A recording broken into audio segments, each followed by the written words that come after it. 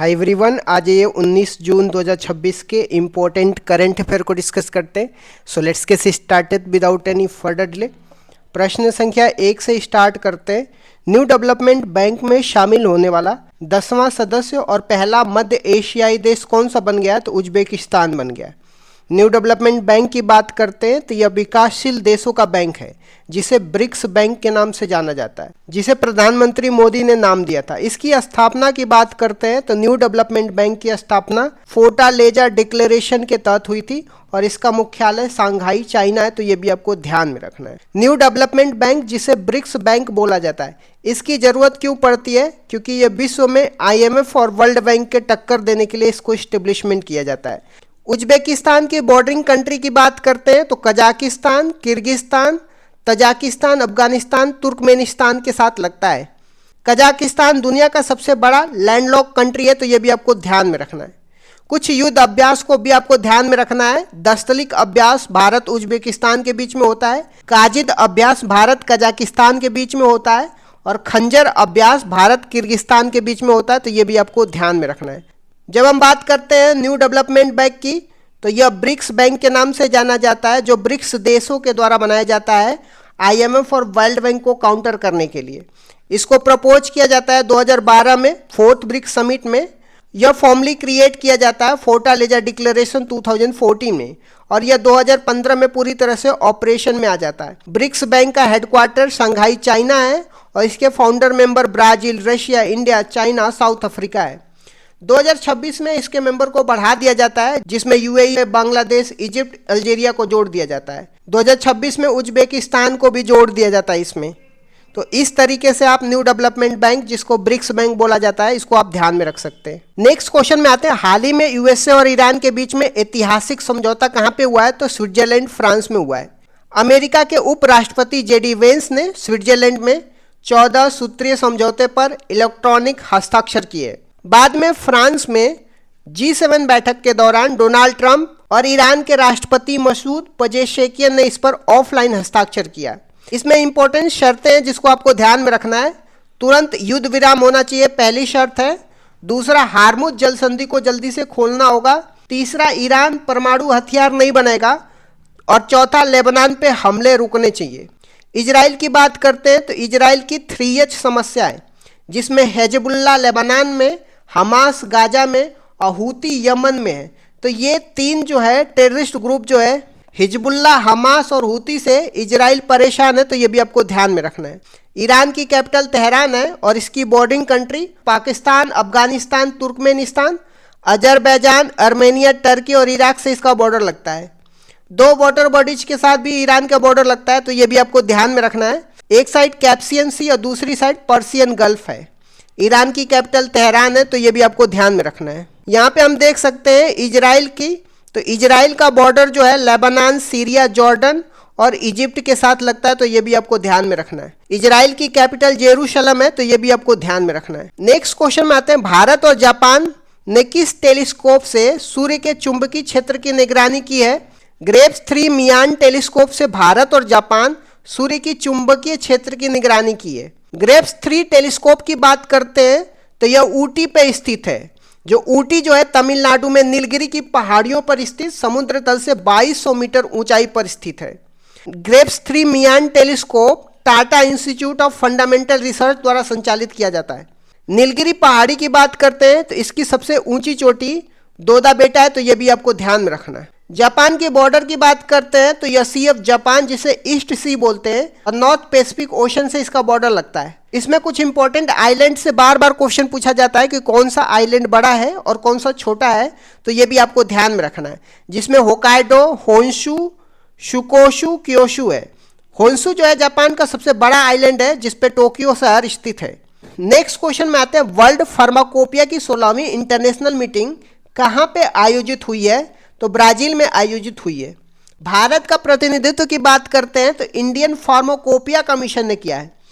World pharmacopoeia की 15वीं बैठक 2025 में नई दिल्ली में हुई थी। जब हम बात करते हैं ब्राजील की, यहाँ की कॉफी के बागानों को फेजेंडा बोला जाता है और कॉफी के बंदरगाह को सेंटोस कहते हैं, तो ये भी आपको ध्यान में रखना है। ब्राजील की कैपिटल की बात करते हैं तो ब्राजीलिया है और इसकी बॉर्डरिंग कंट्री में French Guiana, Suriname, Guyana, Venezuela, Colombia, Peru, Bolivia, Paraguay, Argentina, Uruguay से इसका बॉर्डर लगता है, तो ये भी आपको ध्यान में रखना है। नेक्स्ट क्वेश्चन में आते हैं, यूनेस्को में भारत और चीन किस प्राचीन यात्री के यात्रा वृत्तांत का संयुक्त नामांकन करेंगे? जुआन जुआंग, जिसे हेनसांग बोला जाता है, इसके प्राचीन यात्रा वृत्तांत का संयुक्त नामांकन करेंगे। हेनसांग की बात करते हैं तो ये चीन का निवासी था जो हर्षवर्धन के दरबार में भारत आया था। उसने नालंदा विश्वविद्यालय जो बिहार में आचार्य शीलभद्र के मार्गदर्शन में पढ़ाई की थी। उसकी पुस्तक का नाम सी यू की है और उसे विदेशी यात्रियों का राजकुमार कहा जाता है, ये भी आपको ध्यान में रखना है। यहाँ पे आप देख सकते हैं कि हेनसांग जो है इसका जन्म 602 एडी में हुआ था चाइना में, और इसकी जर्नी भारत में 629 एडी से लेकर के 645 एडी तक रहा था। हेनसांग की मेजर विजिट की बात करते हैं भारत में तो नालंदा यूनिवर्सिटी, बोध गया, वाराणसी और कन्नौज था। इसका पर्पस था बौद्धिज्म की पढ़ाई करना और रिलीजियस टेक्स्ट को कलेक्ट करना। हेनसांग के कंट्रीब्यूशन की बात करते हैं तो इसने अपनी किताब में भारतीय सोसाइटी के बारे में डिटेल लिखा था। इसने बौद्धिज्म को चाइना में फैलाया और भारत और चाइना के बीच में कल्चरल एक्सचेंज किया था। हेनसांग का डेथ 664 एडी में चाइना में हुआ था। हेनसांग की पुस्तक का नाम भी आपको ध्यान में रखना है, सी यू की है। इस तरीके से आप हेनसांग के बारे में भी कुछ इंपॉर्टेंट पॉइंट ध्यान में रख सकते हैं। नेक्स्ट क्वेश्चन में आते हैं, national military drone technology hub कहाँ विकसित किया जाएगा? तो आईआईटी कानपुर में विकसित किया जाएगा। रक्षा मंत्रालय ने इसके लिए 500 करोड़ रुपए मंजूर किए हैं। इसकी नोडल एजेंसी की बात करते हैं तो आर्मी डिजाइन ब्यूरो होगी। हाल ही में भैरव बटालियन जो ड्रोन तकनीकी वाली है, इसको जयपुर से लॉन्च किया गया था। नेक्स्ट क्वेश्चन में आते हैं, साइबर वित्तीय धोखाधड़ी से निपटने के लिए आरबीआई ने कौन सा अभियान शुरू किया है? आरबीआई रिलेथन 26 जो है आरबीआई ने धोखाधड़ी से निपटने के लिए लॉन्च किया है। इसे केरल में लॉन्च किया गया है जहां 150 कॉलेज में रील्स के माध्यम से जागरूकता फैलाई जाएगी। इसमें साइबर फ्रॉड हेल्पलाइन नंबर भी आपको ध्यान में रखना है, 1930 है। आरबीआई की जब हम बात कर रहे हैं तो इसको इस्टेब्लिशमेंट किया जाता है 1 अप्रैल 1935 में यंग हिल्टन कमीशन के द्वारा, और इसका राष्ट्रीयकरण 1 जनवरी 1949 को किया जाता है, तो ये भी आपको ध्यान में रखना है। नेक्स्ट क्वेश्चन में आते हैं, भारतीय नौसेना ने 36 साल की सेवा के बाद किस हेलीकॉप्टर को सेवा मुक्त किया है? सी किंग MK-42B। इसे मुंबई से रिटायर किया गया है और इसे फ्लाइंग फ्रिगेट भी कहा जाता है। इसे MH-60R हेलीकॉप्टर से बदला गया है। नेक्स्ट क्वेश्चन में आते हैं, हाल ही में दिमाग खाने वाले अमीबा से सर्वाधिक मौतें कहाँ पे हुई है? तो केरल में हुई है। इस अमीबा का नाम एकांथा अमीबा है जो दूषित और गर्म मीठे पानी में पनपता है। यह नाक या त्वचा के माध्यम से शरीर में प्रवेश कर दिमाग के टिश्यू को नष्ट कर देता है। यहाँ पे देख सकते हैं केरल हाई अलर्ट पे है। इसमें जो अमीबा है यह नाक के माध्यम से दिमाग में जाता है और दिमाग के टिश्यू को खाता है। नेक्स्ट क्वेश्चन में आते हैं, सड़क परिवहन मंत्रालय ने दिल्ली NCR में गाड़ी बदलने की योजना के लिए किसके साथ समझौता किया है? तो अशोक लेलैंड और स्विच मोबिलिटी के साथ समझौता किया है। इसके तहत BS4 गाड़ियों को BS6 या इलेक्ट्रिक व्हीकल में बदलने पर ग्राहकों को छूट दी जाएगी। शोरूम प्राइस पर 8% की छूट दी जाएगी। नेक्स्ट क्वेश्चन में आते हैं, NCERT अपनी पाठ्य पुस्तकों में किस ऐतिहासिक प्रतिमा की मूल तस्वीर फिर से शामिल करेगा? हड़प्पा कालीन डांसिंग गर्ल्स नर्तकी की मूल तस्वीर को NCERT फिर से अपनी पाठ्य पुस्तकों में शामिल करेगा। यह ब्रोंज की मूर्ति मोहनजोदड़ो से मिली है जिसे लॉस्ट वैक्स कास्टिक तकनीक से बनाया गया है। वर्तमान में यह नेशनल म्यूजियम दिल्ली में सुरक्षित है। आप देख सकते हैं यह ओरिजिनल डांसिंग गर्ल्स की प्रतिमा है। फिर NCERT ने इसमें कुछ बदलाव करके इसमें कपड़ा पहना दिया था। फिर इसका विरोध होने के बावजूद NCERT ने इसको पुनः इस तरीके से ऐसा करने का निर्णय लिया है। इस तरीके से मैंने इंपॉर्टेंट करंट अफेयर को डिस्कस कर दिया। Thank you so much guys, keep loving, keep supporting, bye bye, see you. पंचवर्षीय योजना के बारे में मैंने डिस्कस तो किया है, बट एक बार फिर से मैं पंचवर्षीय योजना के बारे में रिवीजन करा देता हूँ। पहली पंचवर्षीय योजना 1951 से 56 तक थी। इसकी मुख्य विशेषताएं क्या थी? इसका टाइम पीरियड की बात कर, यह योजना 1 अप्रैल 1951 से लेकर के 1956 तक चली थी। मॉडल की बात करते हैं, यह हेरोल्ड डोमर मॉडल पर आधारित थी और इसका प्रारूप KN राज ने तैयार किया था। उद्देश्य क्या था पहली पंचवर्षीय योजना का? इसका मुख्य ध्यान कृषि एग्रीकल्चर पर था। विकास की दर की बात करते हैं, जो लक्ष्य था 2.1% था, लेकिन 3.6% की वृद्धि हासिल की गई थी, जो लक्ष्य से अधिक थी। दूसरी पंचवर्षीय योजना 1956 से 1961 के प्रमुख बिंदु क्या थे? दूसरी पंचवर्षीय योजना की अवधि की बात करते हैं, 1956 से 1961 तक रहता है। मॉडल की बात करते हैं, यह महाल नोबिस मॉडल पर आधारित थी। इसका जो उद्देश्य था, इस योजना में भारी उद्योगों पर बल दिया गया, जिसमें प्रमुख उपलब्धियां थी। इसी योजना के दौरान भिलाई छत्तीसगढ़, राउरकेला उड़ीसा, दुर्गापुर पश्चिम बंगाल में आयरन स्टील प्लांट स्थापित किए गए। विकास की दर की बात करते हैं, लक्ष्य 4.5% का था और प्राप्ति 4.27% थी। तीसरी पंचवर्षीय योजना 1961 से 66 तक क्यों असफल रही थी? 1961 से 66 तक तीसरी पंचवर्षीय योजना थी। यह मॉडल सुखमय चक्रवर्ती मॉडल पर आधारित थी। इसका उद्देश्य था कृषि और उद्योग दोनों पर बल देना। असफलता के कारण ये थे, यह योजना 1962 के दौरान भारत चीन युद्ध और 1965 के भारत पाकिस्तान युद्ध के कारण अपने लक्ष्य को प्राप्त नहीं कर सकी और असफल रही। अन्य घटना की बात करते हैं तीसरी पंचवर्षीय योजना में। इसी दौरान जय जवान जय किसान का नारा दिया गया था और 1965 में भारतीय खाद्य निगम, जिसको फूड कॉरपोरेशन ऑफ इंडिया की स्टेब्लिशमेंट की बात करते हैं, तो तीसरी पंचवर्षीय योजना में एफसीआई का इस्टेब्लिशमेंट होता है। नेक्स्ट देख लेते हैं योजना अवकाश की। योजना अवकाश, जिसको प्लान हॉलीडेज बोलते हैं, ये क्या था और यह कब हुआ था? तीसरी पंचवर्षीय योजना की असफलता के बाद 1966 से लेकर के 1969 तक 3 वर्षों के लिए कोई पंचवर्षीय योजना नहीं बनाई गई। इसे योजना अवकाश कहा जाता है। इसी दौरान एक एक वर्ष की योजना शुरू की गई थी। खाद्यान्न में आत्मनिर्भरता के लिए हरित क्रांति, जिसको ग्रीन रेवोल्यूशन की शुरुआत की गई थी। चौथी पंचवर्षीय योजना 1969 से 1974 की मुख्य बातें क्या थी? तो इसका टाइम पीरियड की बात करते हैं, 1969 से लेकर के 1974 तक थी। यह मॉडल अशोक रुद्र मॉडल पर आधारित थी और इसका प्रारूप DR गॉडगिल ने तैयार किया था। उद्देश्य की बात करते हैं, इसका लक्ष्य स्थिरता के साथ आर्थिक विकास करना, डेवलपमेंट विथ स्टेबिलिटी था। प्रमुख घटनाएं की बात करते हैं, तो चौथी पंचवर्षीय योजना में 1969 में 14 बैंकों का राष्ट्रीयकरण किया गया था। ये पहली बात हो गई। इसके बाद 1971 में भारत पाकिस्तान का युद्ध हुआ और 1974 में पहला परमाणु परीक्षण ऑपरेशन स्माइलिंग बुद्धा पोखरण में किया गया था। पांचवी पंचवर्षीय योजना 1974 से 1978 क्यों अद्वितीय थी?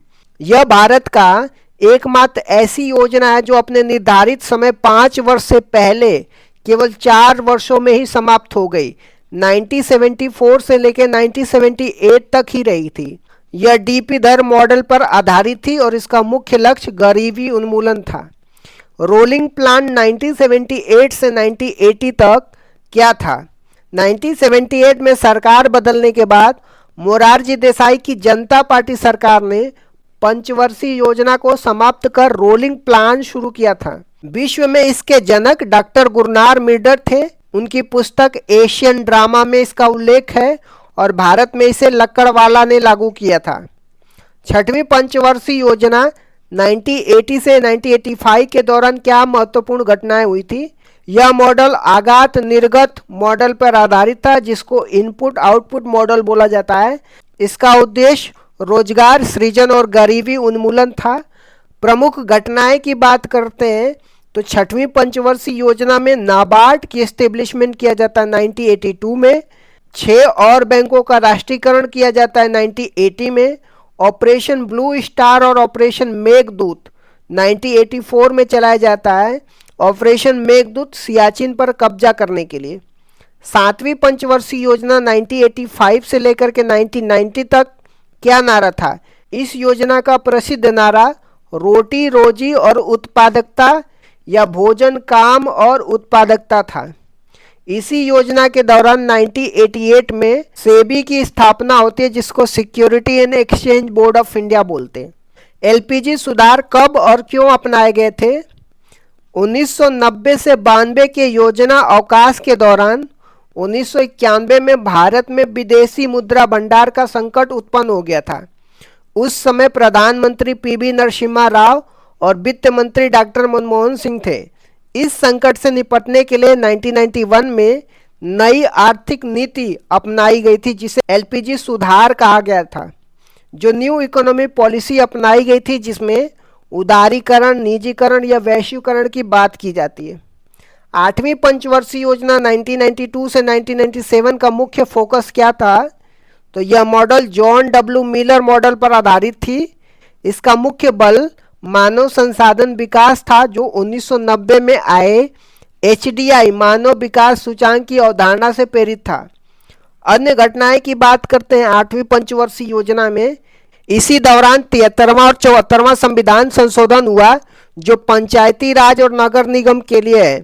इसी समय 1 जनवरी 1995 को डब्ल्यूटीओ की स्थापना होती है जिसको वर्ल्ड ट्रेड ऑर्गेनाइजेशन बोलते हैं। 9वीं और 10वीं पंचवर्षीय योजना का मुख्य बातें क्या थी? 9वीं पंचवर्षीय योजना 1997 से 2002 तक होता है। इसका लक्ष्य सामाजिक न्याय और क्षमता के साथ आर्थिक विकास था।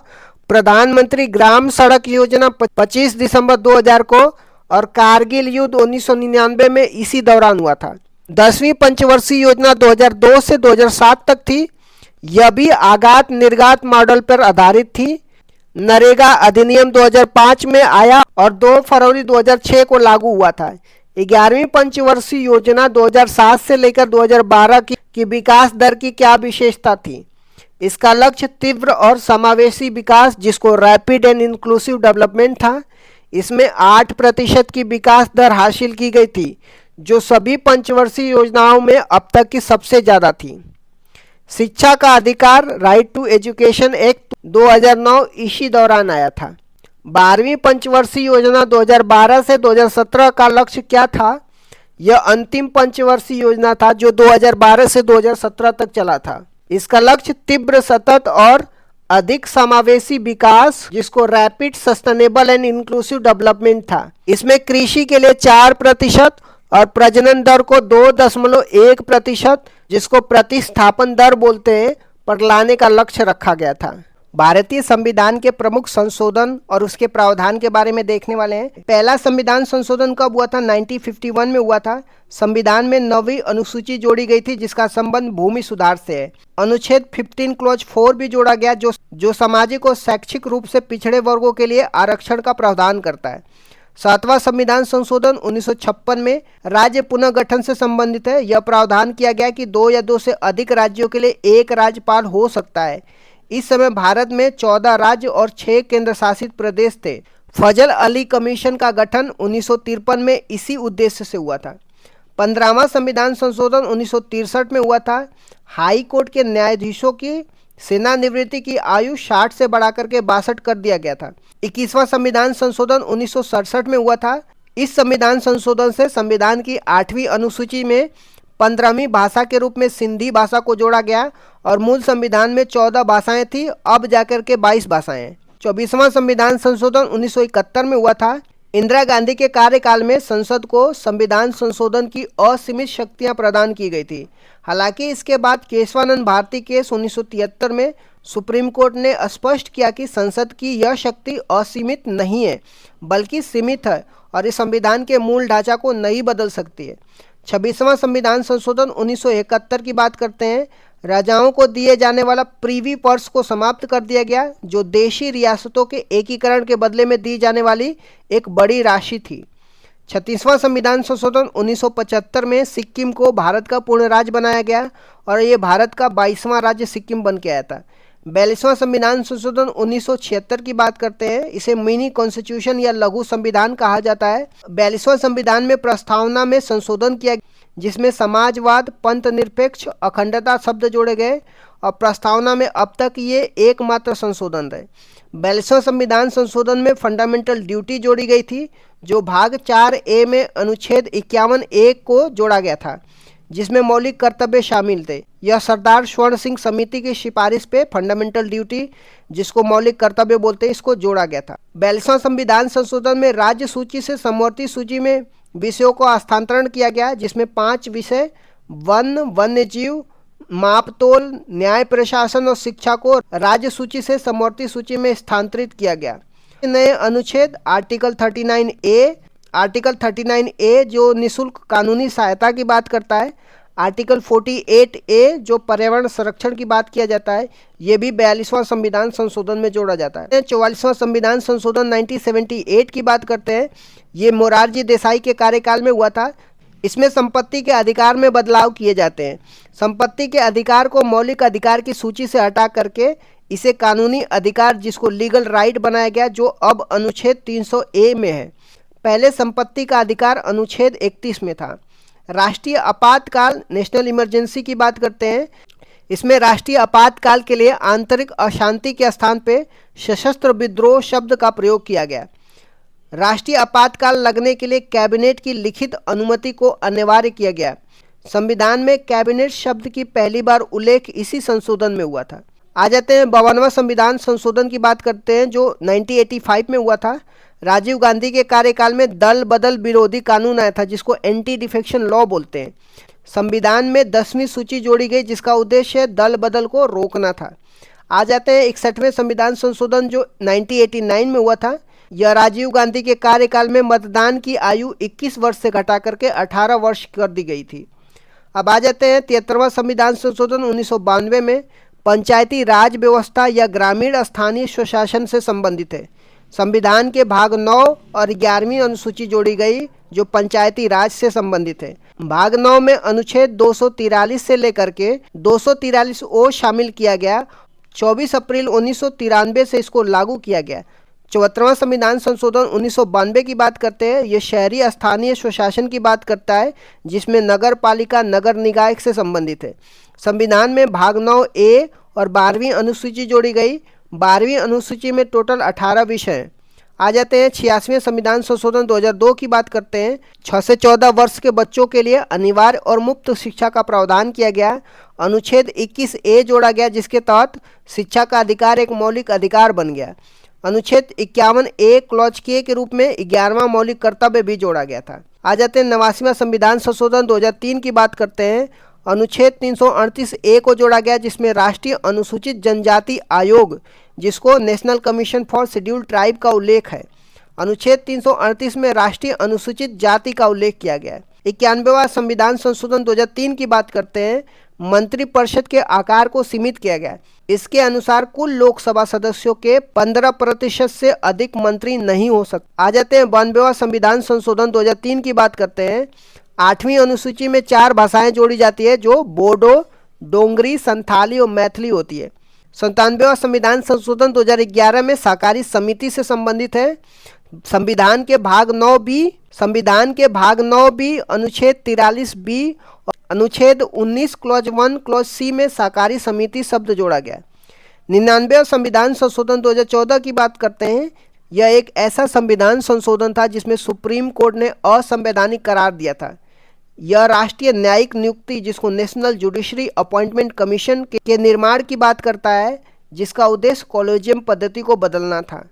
आ जाते हैं 100वां संविधान संशोधन 2015 की बात करते हैं। भारत और बांग्लादेश के बीच में 3 बीघा कॉरिडोर जमीन के आदान प्रदान से संबंधित है। 101वां संविधान संशोधन 2016 की बात करते हैं, जिसमें GST, जिसको गुड्स एंड सर्विस टैक्स बोलते हैं, इससे संबंधित है। यह 1 जुलाई 2017 को लागू हुआ।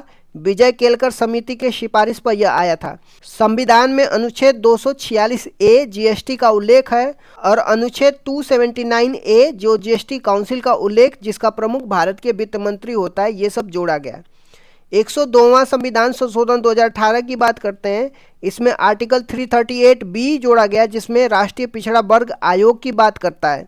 इसमें यह निर्धारित किया गया कि कौन सी जाति पिछड़ा वर्ग में आएगी और यह अधिकार केंद्र सरकार का होगा। आ जाते हैं 103वां संविधान संशोधन 2019 की, जो आर्थिक रूप से कमजोर वर्ग, जिसको इकोनॉमिकली वीकर सेक्शन बोलते हैं, 10% आरक्षण की बात किया जाता है। संविधान में अनुच्छेद 15 क्लॉज 6 संस्थाओं में प्रवेश के लिए आरक्षण और अनुच्छेद 16 क्लॉज 6 सरकारी नौकरियों में आरक्षण की बात किया जाता है। आ जाते हैं 104वां संविधान संशोधन 2019 की, जिसमें लोकसभा और विधानसभा में एंग्लो इंडियन के लिए आरक्षित सीटों को समाप्त कर दिया गया। अनुसूचित जाति अनुसूचित जनजाति के लिए आरक्षण को 10 साल के लिए क्या कर दिया गया, बढ़ा दिया गया। आ जाते हैं 105वां संविधान संशोधन 2021 की। यह 102वें संविधान संशोधन में संशोधन करता है। यह राज्य सरकारों को यह अधिकार देता है कि वो अपनी स्वयं की राज्य सूची में शामिल की जाने वाली पिछड़े वर्गों की जातियों की पहचान कर सके, जो शक्ति 102वें संविधान संशोधन में केंद्र के पास दी गई थी। राष्ट्रपति ने 18 अगस्त 2021 को इस पर हस्ताक्षर कर दिया था। आ जाते हैं 106वां संविधान संशोधन 2023 की। इसे नारी शक्ति वंदनम अधिनियम के नाम से भी जाना जाता है। यह 128वां विधेयक था। इसका उद्देश्य लोकसभा और विधानसभा में महिलाओं को 33% आरक्षण प्रदान करना है। इसे अर्जुन मेघवाल ने पेश किया था और राष्ट्रपति ने इसे 28 सितंबर 2023 को सहमति दे दी थी। यह अगला परिसीमन 2026 के बाद लागू होने वाले चुनाव में लागू होगा। आ जाते हैं 129वां संविधान संशोधन विधेयक की। ये संविधान संशोधन विधेयक है जो प्रस्तावित किया गया है। भारत का नवीनतम विधेयक है। जो यह वन नेशन वन इलेक्शन की बात किया जाता है, जो एक राष्ट्र एक चुनाव से संबंधित है। यह रामनाथ कोविंद कमेटी की सिफारिश पर पेश किया गया था।